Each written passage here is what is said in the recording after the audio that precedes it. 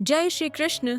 स्वागत है आपका हमारे चैनल प्रभु पर, जहां हम श्रीमद् भगवद गीता के दिव्य श्लोकों को न केवल समझते हैं कि उन्हें अपने जीवन से भी जोड़ते हैं।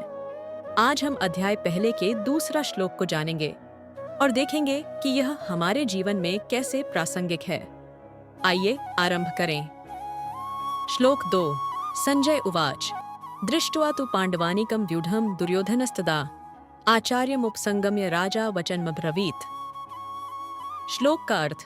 संजय बोले, जब दुर्योधन ने पांडवों की सुव्यवस्थित सेना को देखा तो वह गुरु द्रोणाचार्य के पास गया और उनसे बात की। दुर्योधन की चिंता और कूटनीति। जब युद्ध के मैदान में दोनों सेनाएं आमने सामने खड़ी थीं, तब दुर्योधन ने पांडवों की सेना को देखा। उसने देखा कि पांडवों की सेना अच्छी तरह से संगठित और रणनीतिक रूप से व्यवस्थित थी। यह देखकर वह चिंतित हो गया। वह तुरंत अपने गुरु द्रोणाचार्य के पास गया और उनसे बात करने लगा। गीता के पहले अध्याय के दूसरा श्लोक में केवल युद्ध का संदर्भ नहीं, बल्कि हमारे जीवन के लिए भी एक गहरा संदेश छिपा है। आइए इसे और गहराई से जानने का प्रयास करें। एक धर्म और अधर्म की लड़ाई में अंततः अधर्म का पतन निश्चित है।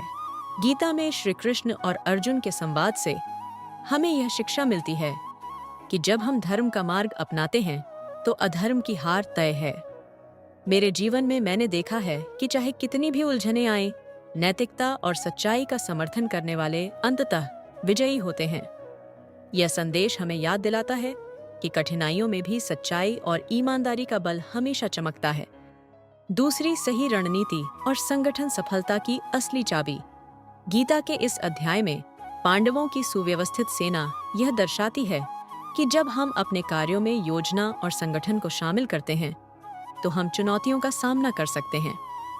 मैंने अपने व्यक्तिगत अनुभव में पाया है कि जब भी मैंने ठोस रणनीति बनाई और टीम वर्क का सहारा लिया तो मुश्किलें भी अवसर में बदल गईं।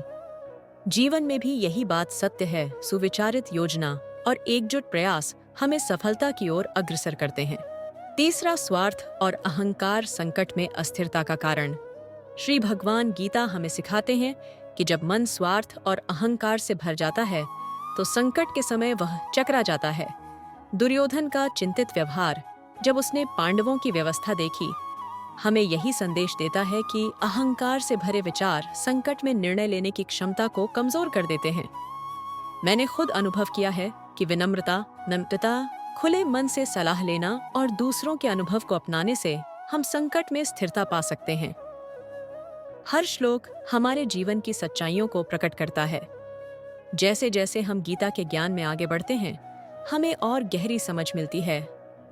अगले वीडियो में हम तीसरा श्लोक की व्याख्या करेंगे और देखेंगे कि यह हमारे जीवन पर कैसे लागू होता है। जुड़े रहिए इस आध्यात्मिक यात्रा में। और अगर आपके मन में कोई सवाल या संदेह है तो हमें कमेंट बॉक्स में जरूर बताएं। आपके विचार हमारे लिए महत्वपूर्ण हैं। और चैनल को लाइक करें, शेयर करें और सब्सक्राइब करें।